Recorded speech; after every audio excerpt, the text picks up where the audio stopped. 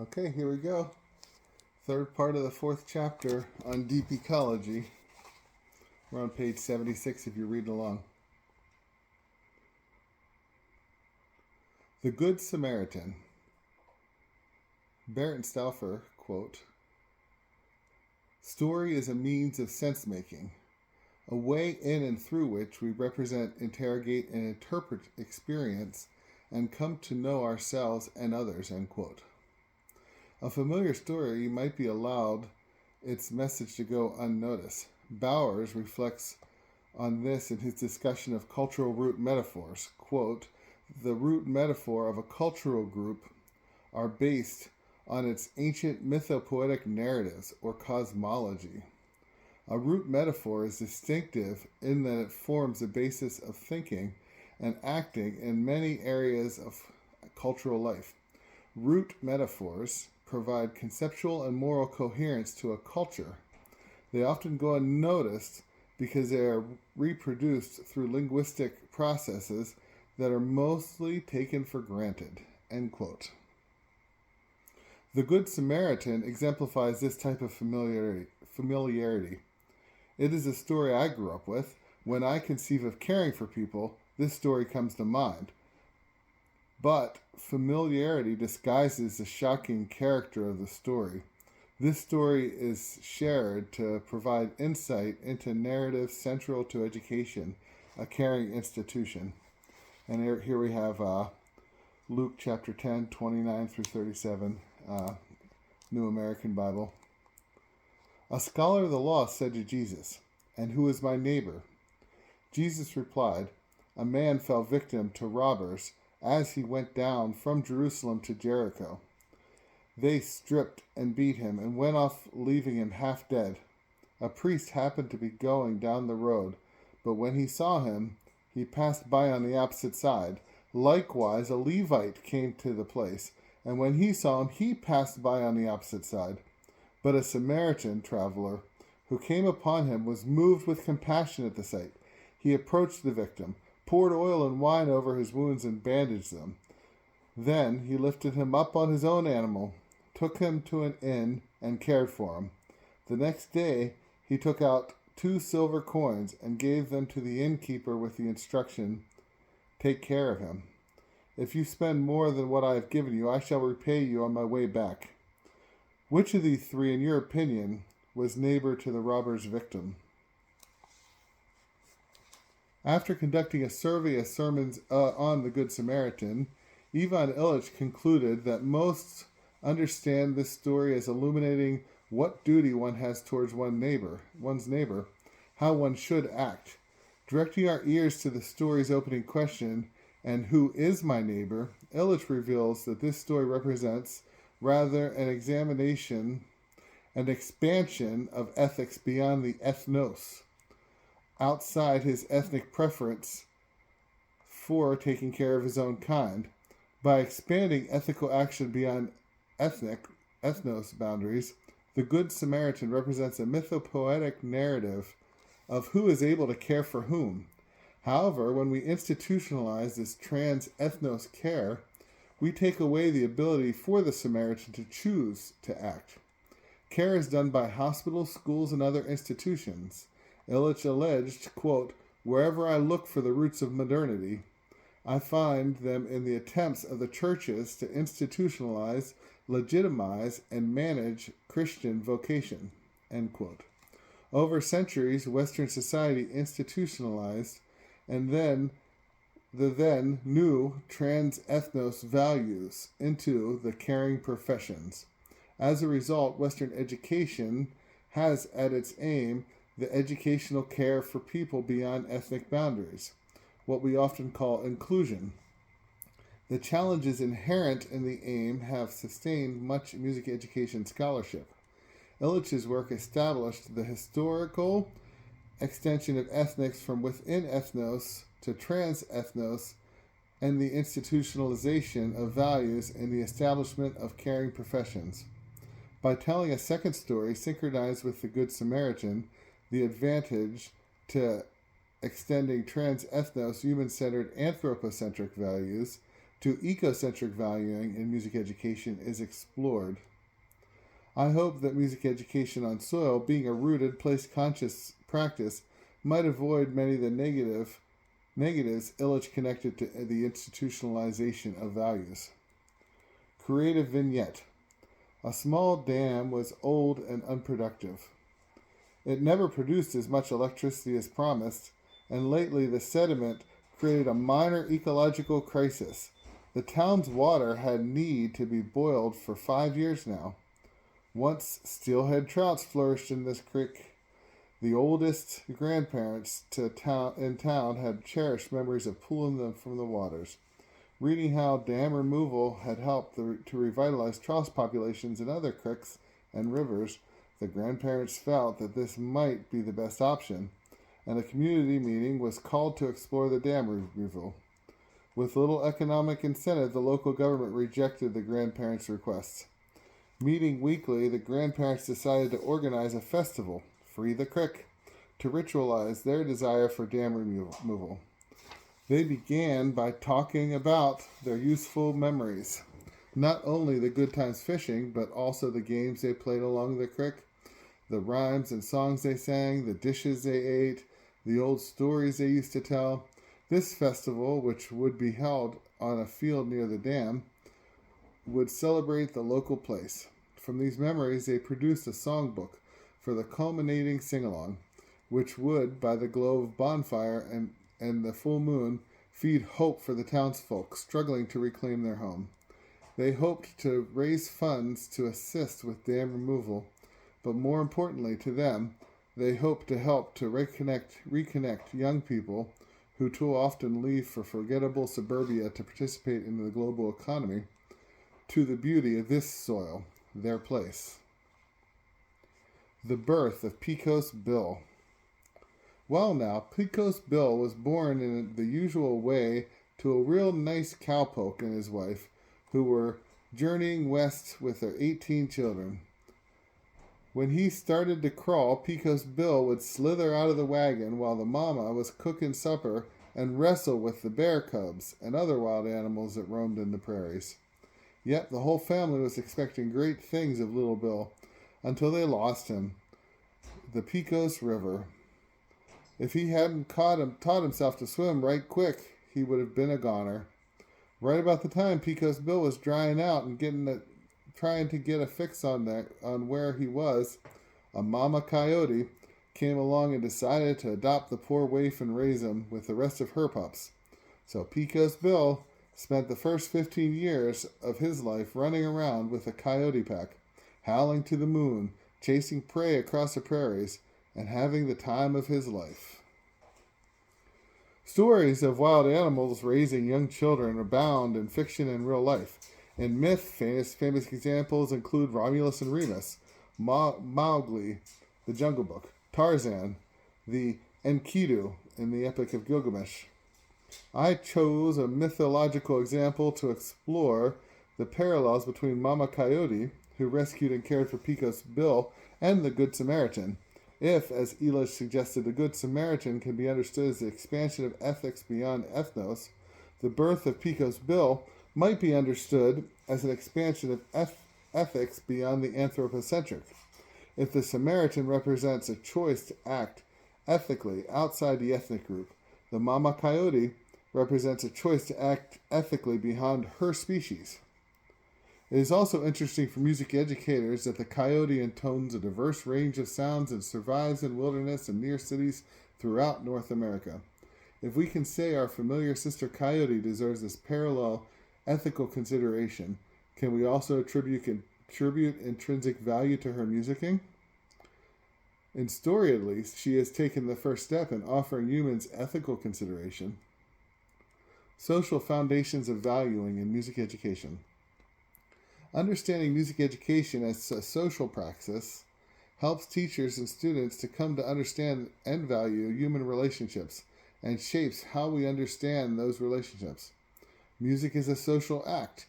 Small clarifies there is no such thing as music. Music is not a thing at all, but an activity, something that people do.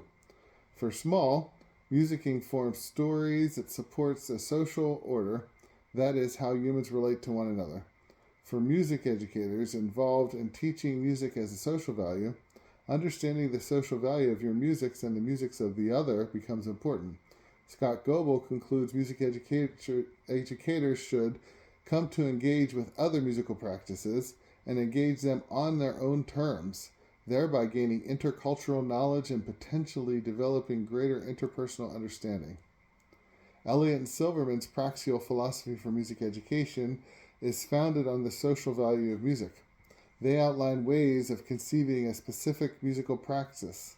1. The persons or musical doers. 2. The musical processes or doings. 3. The musical products or outcomes. And 4. The musical contexts.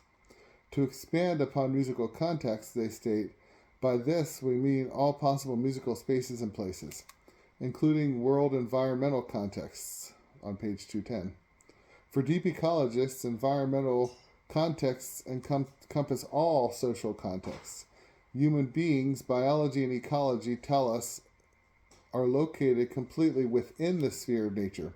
Social organization, language, and cultural practices, and other features that we take to be distinguishing characteristics of the human species are also within the larger sphere of nature, and that's Gary Snyder. Social contexts are within nature. Rootedness is also important for social foundations of music education. Elliott and Silverman write, quote, the musical understanding underlying any praxis of music making and listening has its root in specific communities of practitioners who share and advance specific forms of musical thinking and doing, end quote. In Eco-literate Music Pedagogy, this rootedness in specific communities of practitioners is extended by truncating the phrase to specific communities. This allows us to focus on roots, that is, actual people and actual places living and musicking together, consistent with Small's inclusive description of who music educators are forming pedagogies rooted in communities that shape who students are and respect diversity. See Lyndon McCoy. Rootedness is inextricably connected to place. A plant's roots touch specific, not conceptualized soil, which is historically understood by people who live there, often through storytelling, and linked to local ways of understanding how to live sustainably. See Bates, Prakash Esteva, and Simone Weil. Because of this, deep ecology allows us to extend praxialism by looking downward to soil where virtue is cultivated. See Chapter 1, Philosophy on Soil. The deep ecological praxial arrangement of music within place and nature compels me to appraise musicking within the context of lived-in soundscapes.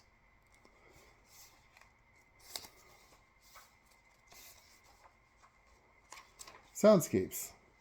Schaeffer drew our attention to soundscape, to see that the soundscape is changing negatively for modern people.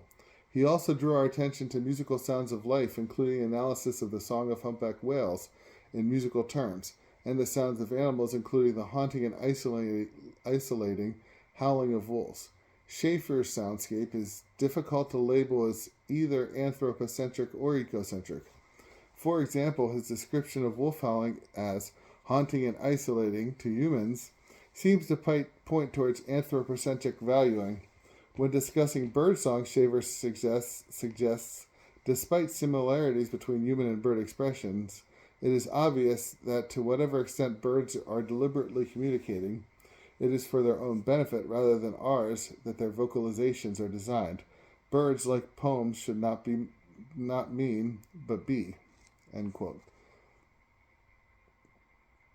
This sentence seems to represent the paradox inherent in Schaeffer's conception of soundscape. Birds music for their own benefit, ecocentric, but can be compared to poems, which are human-made. Privileging the human-made is anthropocentric. For some music educators, it may be important to let this paradox lie, as it is, as it provides insight into the deep ecological understanding that humans are within the larger sphere of nature, but that non-human musics are made sense of by humans as social and symbol-constructing beings.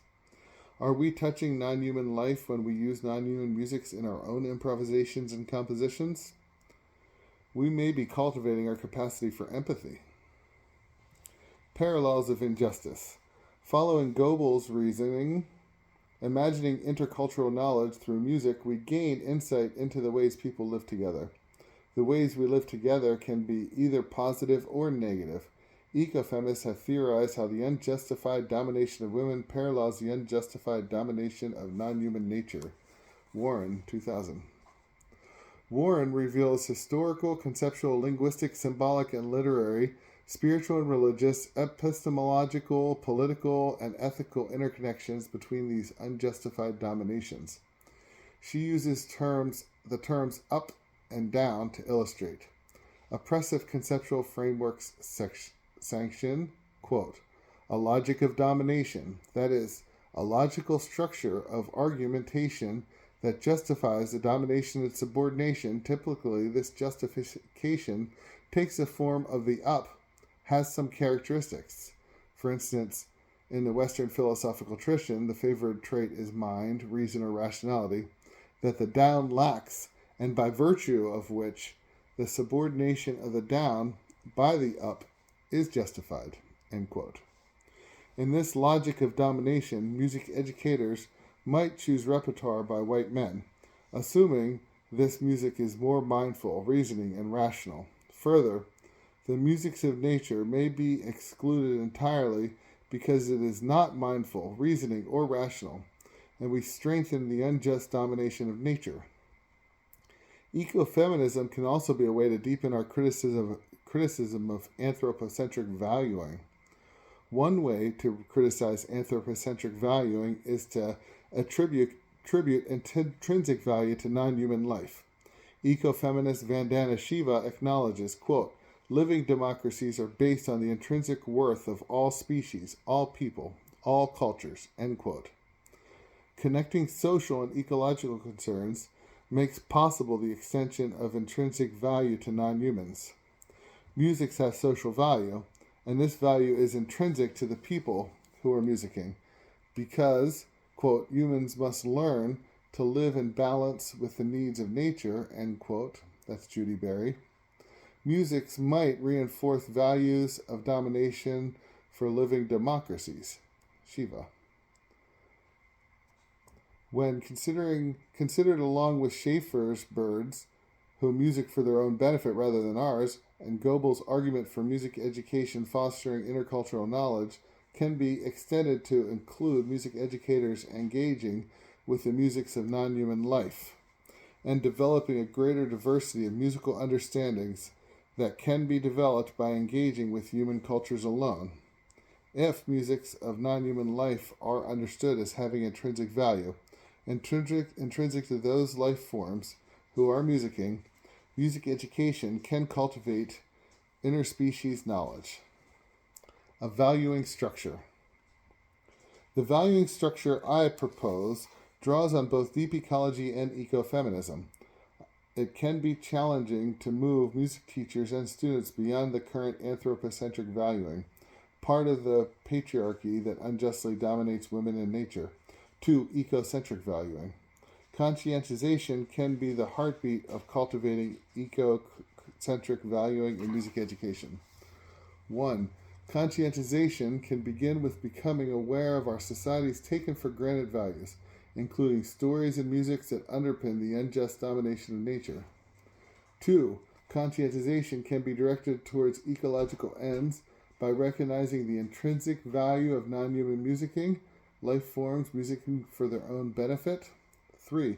As we become conscious of the ways we unjustly dominate and the intrinsic value of non-human musicking, we can begin to realize solidarity with nature, moving beyond the anthropocentric. And here I have a figure where I have people becoming conscious of taken for granted values, and that's leading to recognizing intrinsic value, conscious of parallels of injustice, and that leading to solidarity and rotating around to increase consciousness. There's the image. Okay, continuing. Ecocentric valuing of non-human life and musicking might inspire activism as we address our shared ecological crises. This valuing structure does not provide descriptive answers to the ecological crises: climate change, loss of species diversity, destruction of the wilderness, plastic waste, collapse of fish populations, soil degradation, lack of apex predators, and e-waste, to name a few. Instead, this valuing system provides a foundation for music teachers and students to begin the process of analyzing these ecological crises, beginning with the possible distinct ways of thinking that music afford. In this chapter, I drew parallels between two narratives, the Good Samaritan and the birth of Pico's Bill. The two main characters, the Samaritan and Mama Coyote, provide narrative ways of understanding an extension of values and hospitality and care. First, beyond the ethnic group, and then beyond the species. The social value of music education, ecofeminist philosophy, and deep ecology provided a basis for ecocentric valuing in music education. I suspect that, paralleling deep ecology, ecocentric valuing in music education might provide inspiration for both scholarship and activism. I'm up to page 83, Challenging the Metaphor. Because deep ecology discusses non-human life and nature in terms of rights, deep ecology provides a metaphor about nature that is both useful and problematic. In this chapter on planting a tree in his backyard, Michael Pollan discusses a variety of metaphors for how humans think of trees. The political tree, the planting of which is a patriotic act, and while provides wood for the human use and delineates property borders. The romantic tree and its spiritual significance. Thoreau loved this metaphor. The litigious tree, which possesses rights, a metaphor that might be most consistent with the deep ecology movement. The lung tree, science has described trees as the lungs of a larger ecosystem. The canary tree, which, like the canary in the mine shaft, warns of us of oncoming ecological disaster just in time. But what we really need is evidence for a new metaphor, something vivid and powerful, and for a time at least true. If deep ecology did not contain a spiritual aspect, the challenge of its central metaphor, a metaphor that itself challenges the resource metaphor, might be even more damning than it is. Spiritual practices can accept and even celebrate paradoxes. From a postmodern position, each of Pollan's metaphors and the search for a single new metaphor reveals a grand narrative, which is problematic. See Lyotard, 1984. While construction of metaphors is a human activity, perhaps even anthropocentric, humans using all these metaphors can better understand nature. Eco-theologian Thomas Berry's Nature as a Symphony metaphor provides insight into nature. But why only a symphony? Might nature also be understood as a country ballad, expressing unfulfilled love or nostalgia, or a politically charged rap sharing hardships that the dominant culture doesn't hear, or free jazz with emerging complex, unpredictable forms, rhythms, harmonies, and melodies? This might help us move from the understandable to the possible. See Randall Alsop's work. Each of these metaphors serves as a temporary construct, and each layers upon the other, topsoil upon subsoil, upon parent rock, upon bedrock, each giving new and old possibilities. Even so, Berry, as a Catholic eco-theologian, recognized the changing metaphors might not be enough. Metaphors are part of rationality, and I have used them in this chapter to construct a root cause for ecocentric valuing in the philosophy of music education on soil. Dolores LaChapelle suggested, quote, "If we are to truly reconnect with the land, we need to change our perceptions and approach more than our location. As long as we limit ourselves to rationality and its limited sense of practicality, we will be disconnected from the deep ecology of our place." End quote. Deep ecologists have recommended ritual as a way to connect as part of nature to our ecologies. Devon Sessions and LaChapelle both do that. In the next chapter, I will extend eco-literate music pedagogy to the realm of the spiritual and advance music education on soil as a spiritual praxis of music teaching and learning. And finally, I end this chapter with a poem called Birdsong. Birdsong symphonizes this morning, for whose benefit? Crows caw, the sparrows chip, for whose benefit? And spontaneously, freely, children dance and sing, for whose benefit? So one thing, I know that there are ecofeminists who are very critical of the deep ecology movement being so male-dominated in its activism, especially Earth First. Although Judy Berry, as an Earth First activist, very famously, and actually a martyr for that cause, she was killed by logging interests, logging industry. She challenged that dichotomy. Of course, Vandana Shiva I use extensively as an ecofeminist, deep ecologist. She uses both of those terms for her indigenous, seeds-based, roots-based approach. And LaChapelle is another famous ecofeminist and deep ecologist. If I remember right, she was a little critical also of the deep ecology movement from within, in contrast to ecofeminists like Val Plumwood, who is more critical from outside of the movement. Well, there we go. What a fun chapter to read. I'm glad it's out there. That was a very logic-based, rationality-based, story-based chapter. We went from the deep ecology platform, a political statement, to two stories and how they extend our ethical considerations and broaden them. Have a great day.